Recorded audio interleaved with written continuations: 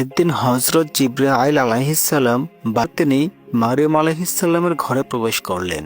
সেই সময় বিবি মারিয়াম আলাইহিসসালাম মসজিদের পাশেই একটি নিরিবিলি কক্ষে আল্লাহ তাআলার ইবাদতে গভীরভাবে মগ্ন ছিলেন।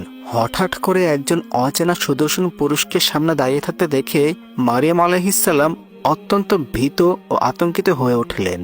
তিনি বুঝতে পারছিলেন না এই ব্যক্তিকে, কেনই বা এখানে এসেছে কিংবা তার উদ্দেশ্য কি। সেই ভয় আর শালীনতার আবরণে তিনি বললেন, হে যুবক, তুমি যদি মুত্তাকি হয়ে থাকো তবে আল্লাহকে ভয় করো। আমি তোমার থেকে আশ্রয় গ্রহণ করছি। আল্লাহর ওয়াস্তে তুমি আমার সাথে কোনো খারাপ ধরনের খারাপ কিছু করবে না।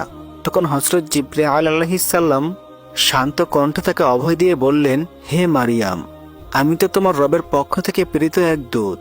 আমি তোমার কোনো ক্ষতি করতে আসিনি, বরং আমি এসেছি তোমাকে এক পবিত্র পুত্র সন্তানের সুসংবাদ দিতে।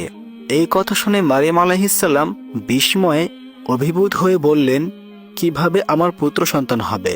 আমাকে তো কোনো পুরুষ স্পর্শ পর্যন্ত করেনি, আর আমি কোনো খারাপ মহিলাও নই। তখন জিবরাইল আলাইহিসসালাম বললেন, এটাই তোমার রবের আদেশ। আল্লাহ যখন কোনো কিছুর ফায়সালা করেন তিনি শুধু বলেন হও, আর তার সঙ্গে সঙ্গেই হয়ে যায়।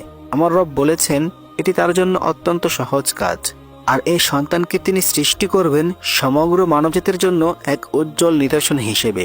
এরপর হযরত জিবরাইল আলাইহিসসালাম মরিয়ম আলাইহিসসালামের নিকটবর্তী হলেন এবং আল্লাহর হুকুমে তার গলায় ফু দিলেন। এর মাধ্যমেই হযরত ঈসা আলাইহিসসালাম মারিয়াম আলাইহিসসালামের গর্ভে স্থান গ্রহণ করলেন। বিবাহ ছাড়াই গর্ভবতী হওয়ার বিষয়টি দ্রুত পুরো এলাকায় ছড়িয়ে পড়ল। মানুষের মধ্যে কানাঘুষা শুরু হয়ে গেল। কিছু লোক বিষয়টি অনুসন্ধান করার জন্য মারিয়াম আলাইহিসসালামের কাছে উপস্থিত হলেন। তখন তার এক আত্মীয় ইউসুফ আল নাজ্জার তাকে বললেন, হে মরিয়ম, আমরা জানি তুমি অত্যন্ত মুত্তাকি ও পবিত্র নারী। তোমার দ্বারা কোনো পাপ হতে পারে এটা আমরা কল্পনাও করি না, কিন্তু তবুও কিছু প্রশ্নের উত্তর আমরা খুঁজে পাচ্ছি না। তুমি বলো তো, পানি ছাড়া কি কোনো বৃক্ষ বা লতা গাছ জন্মাতে পারে?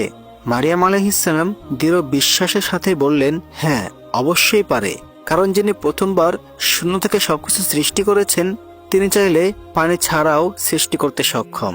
তারপর ইউসুফ নাজ্জারকে প্রশ্ন করলেন, আপনি বলুন তো, যখন কোনো পানি ছিল না তখন সেই পানিকে কে সৃষ্টি করেছেন?